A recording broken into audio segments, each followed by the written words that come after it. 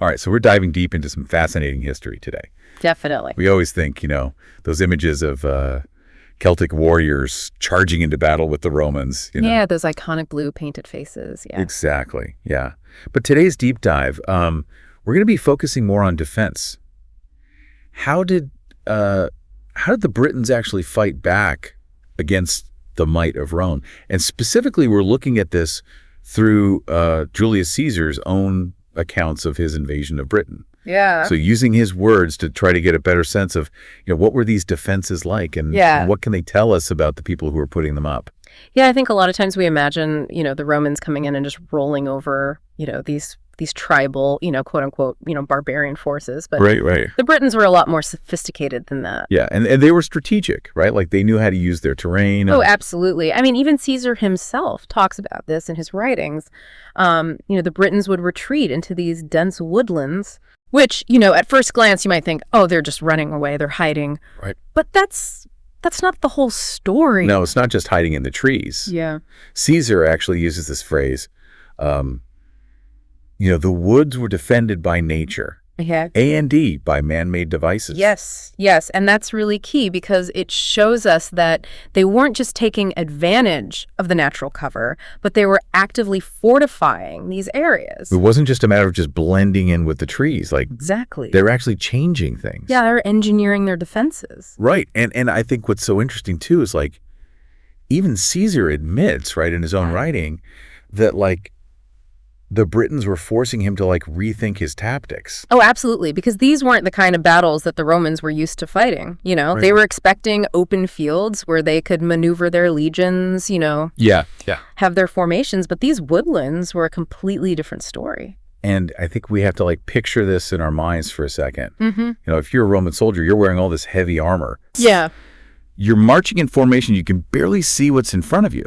It's hot. It's humid. Right. And now you're pushing your way through these dense woods. Yeah. Right. You got foliage and thickets and brambles all around you. Yeah. Every step could be a trap. Yeah. I mean, it must have been so disorienting for those soldiers. Absolutely. And exhausting, too. Right. And that's just the natural defenses. So, I mean, it begs the question, what kind of man-made devices were they actually building? Yeah. What were they engineering? Exactly. Well, I mean, for starters, we know that they used sharpened stakes. Okay.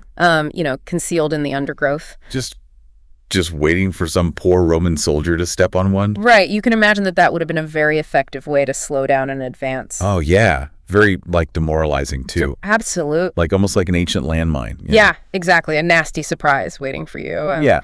Archaeological findings and some historical accounts point to the use of felled trees as well. So, they'd cut down these massive trees, create barriers, what we call choke points. So forcing them into narrow... Exactly. Funneling them into these areas where their numbers were actually a disadvantage. That's so clever. Turning the Roman strength into a weakness. Exactly. Yeah.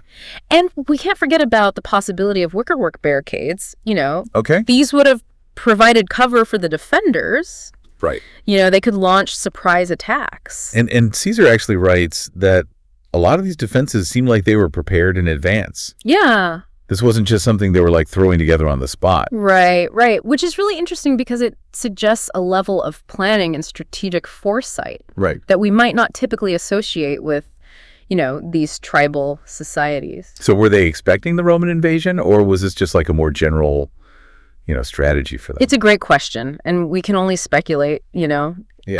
But it definitely shows a deep understanding of their land. Right. And a willingness to exploit every advantage they had. Yeah, and it's a whole different picture than the one we typically imagine of the Celtic warrior charging into battle. Yeah. Right. They were fierce, but they were also incredibly strategic and resourceful. Absolutely. They were masters of defense. Yeah, and I think that's what's so fascinating about this deep dive. It challenges us to rethink what we thought we knew about the Britons and their conflict with Rome. Yeah, and it leaves us with a lot of questions, too. Mm. How much do we really know about the tactics and strategies of the people who fought against the Romans? Right. What other secrets are hidden in the archaeological record, waiting to be discovered? Yeah. It just goes to show there's always more to learn about history. Absolutely. There's always another layer to uncover. Always another deep dive to be had. Exactly.